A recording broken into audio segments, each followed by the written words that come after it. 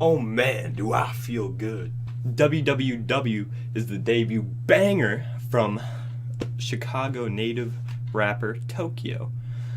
WWW features production, most of the album, by Lido, among tons of other producers here and there, and a personal favorite of mine, the duo Louis the Child on 2 tracks in particular. Just off of seeing these 3 boys on the production list, this got me very excited and hyped for the album, even though I really haven't heard much of Towkio in the past. And that's because, well, really, I mean, there's a giant hole in rap that needs to be filled that not a lot of rappers are really taking a jab at. And when I see like EDM artists on production for a rapper, that makes me very excited, and I make sure I gotta check out that project. It's just that I feel there's plenty of rap in EDM, but there's not enough EDM in rap. And this album is definitely a piece of the puzzle that to make what could be a great new genre of rap that could really pop out in the mainstream. Vince Staples in his last project is another big perpetrator, if that's really the right word, if that's even the right word, of kind of doing this with when he took the innovator Flume and worked on like Yeah Right from Big Fish Theory, and he, even though it's a kind of a different style of EDM, it's nothing like regular rap. It's just outstanding to me how so many people are missing out on this. WWW, like I said, while it's not exactly like it still is reminiscent of BFT from time to time, but definitely holds its own ground as its own album. Lyrically, the album hits here and there on social and personal topics of Tokyo's, but not really forgetting about having hype bangers as well. To the Moon is the latest single, the only single from 2018 off this album, and it's one of those bangers.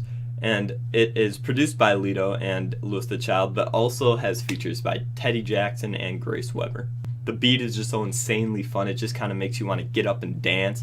And then the chorus with Grace Weber's kind of mixed vocals that kind of make it sound like an 80s sample, along with this really muddy bass, make for an absolutely amazing sound. On the other side of the spectrum, on Forever featuring Vic Mensa, the song is about children and their lives, or not really their lives, but just growing up in poverty and how they're at a disadvantage. A children's chorus sings a pre-chorus before Tokyo joins in, then for the main hook, and it's the hook only plays 2 times, but the first time it's pretty neat, and the second time it is when it really captivates you with this kind of future bass, like addition kind of blasting through with it, and it really makes for a great hype song, even though it has kind of a heavier message. Then we can't forget about Vic Mensa. His verse, he was pretty solid. He wasn't spectacular, I wouldn't say, but he did have one line that really stood out to me. I got it right here. It's hard to know you can when you're raised off canned goods. That's too real, dog. The singles before To the Moon really didn't hit it off with me, other than Swim, which is, since the album's release, is somewhat grown on me. But I mean, I really wasn't really feeling any of them until To the Moon.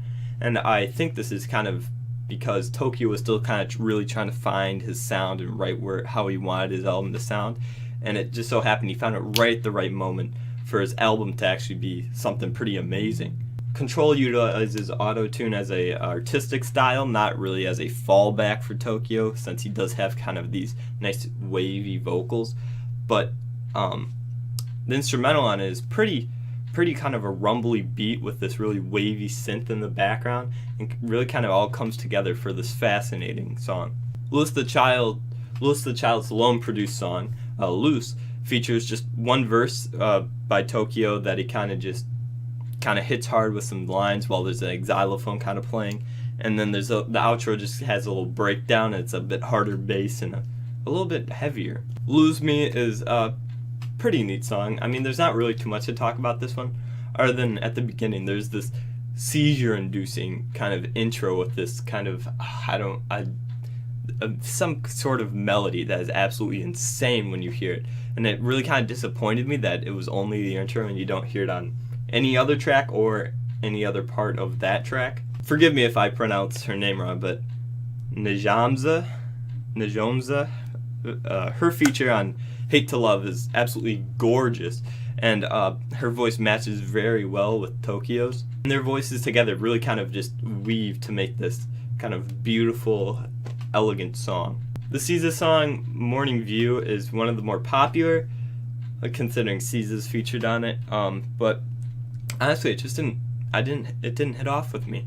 I think it's kind of just doesn't really match the vibe of the album. A lot of the album's kind of, even the more heavy, depressing, or not depressing, but heavier songs, like I mentioned earlier, Forever, they all kind of have this upbeat, happy tone, like inspiring tone, and this one just kind of is like kind of laid back and doesn't really fit in with many other parts of the album. Drift, at first listen, I was very excited and surprised at how much I kind of liked it.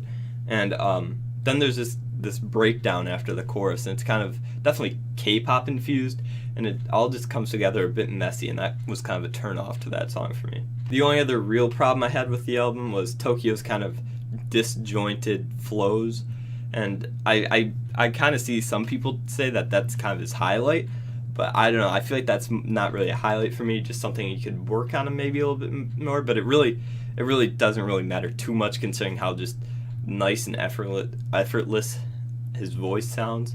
It's all just a great time.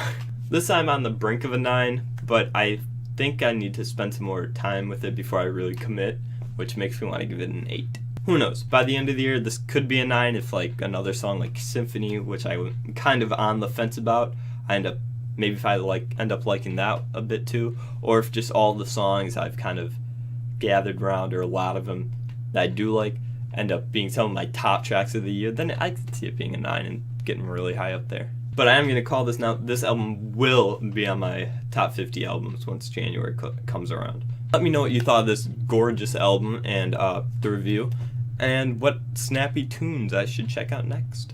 Bon voyage!